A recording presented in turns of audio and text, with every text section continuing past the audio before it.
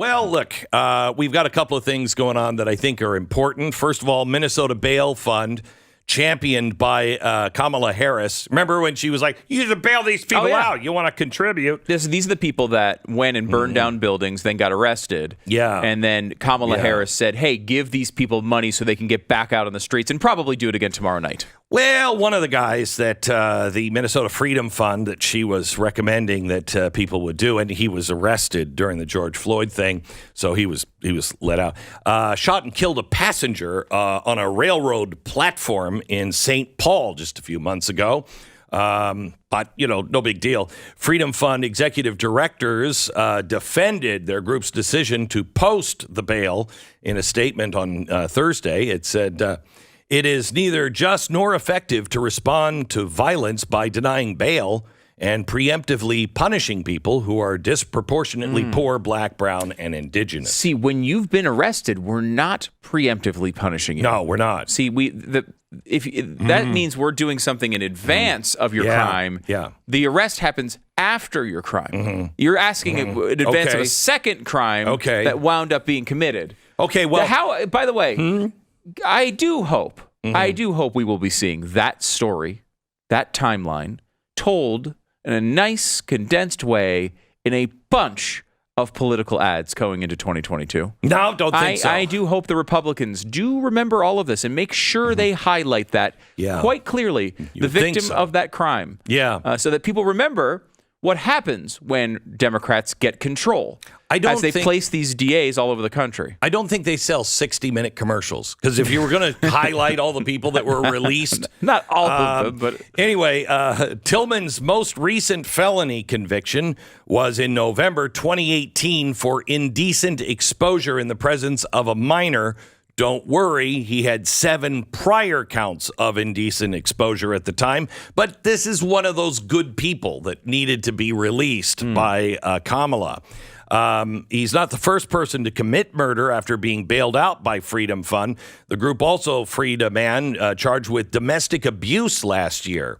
And then just a couple of weeks ago, he murdered another man in a road rage incident. So we got that going. Oh, by the way, Minneapolis has the highest number of homicides last year since the 1990s. So I think we're all going in the right direction. Oh my gosh. How do our friends not see this? How do people not see this? Everything that they have touted has been an unmitigated disaster and has led us to where we are today. What am I missing? By the way, if you're a Democrat or used to be a Democrat or whatever, I'd love to hear from you. If you can understand or explain your friends, I'd love to understand, because I really, truly don't get how you're missing this. Unless it's just so much hatred for the other side.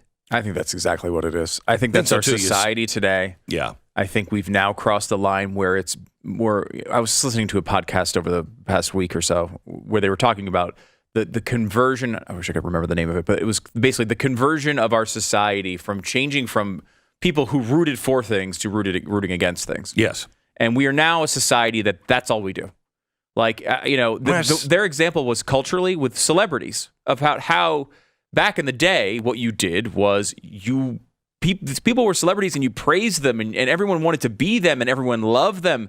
And then sometime, I think the theory was around the 90s, that changed to a lot of the celebrities we have, basically, we just hate. We're constantly making fun of them. We're constantly saying, they're reality stars. They're all so downtrodden.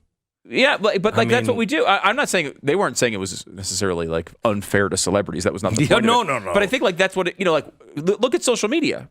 Someone comes out with something new, and generally speaking, everyone just sits there and trashes them. Like that's what you do. You say how terrible they are. You say how annoying they are. Yeah. Everything they do is terrible. Mm-hmm. And I think that is where we are as a society now. Where I think the Democrats, the only way you could possibly vote for a Democrat is because you look at the right and say, I hate them more. Well, that's another thing. I mean, nobody likes a fascist, right? And now there's two things that are happening. One, Biden is calling people semi-fascist, But now, led by Biden, several leaders and several people in the Democratic Party that are running for office, like Charlie Crist, are coming out, and they're not just demonizing the Republican politicians anymore. They are now demonizing Republican voters. They are clearly saying it. It's always been implied, but now they're clearly saying these people, you know, this vermin, these Jews. Just replace Republican and Jews. They're interchangeable at this point. This is exactly how it happened before. And nobody would know that better than the New York Times, you would think. If you enjoyed this video, hit like and subscribe to our channel so you'll be sure to see similar videos from BlazeTV with the added bonus of signaling YouTube that your voice and opinion still matters. And if you're looking for more great conservative content, check out one of the 2 videos suggested here.